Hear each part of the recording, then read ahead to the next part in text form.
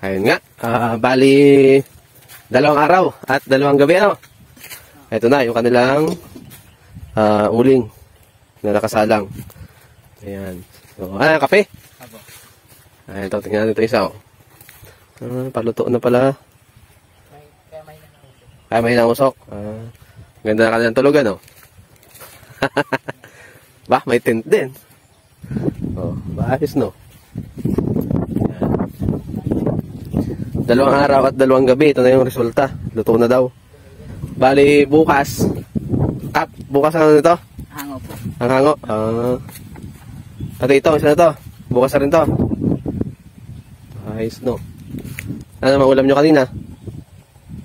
Pako po. Yung isda. Pako at isda. Ayan, kung may papansin nyo guys, bumaba na yung lupa. Ibig sabihin totoo daw ito. Bali, pain-ini na laang. So, yun, tanungin natin sila kung ano yung mga naging problema dito sa kanilang uling na nakasalang. Panahin natin to si Napakalan nyo, boy? Dugoy ito, dugoy. Anong naging problema dyan? Nung butas? Anong gagawin nyo pag nabutas? Tatakpan. Ikaw, Kap, anong mga na-encounter nyong problema dyan sa inyong sinalang na uling?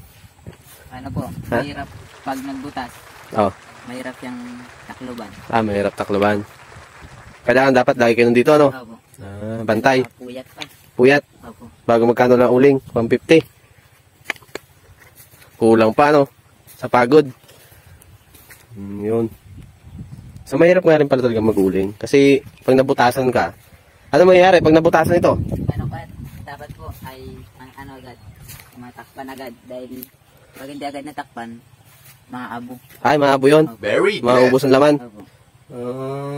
Ayun pala. Biruin mo ito mga to, 16 years old. Marunong na mag-uling ito mga to. Mga dugoy.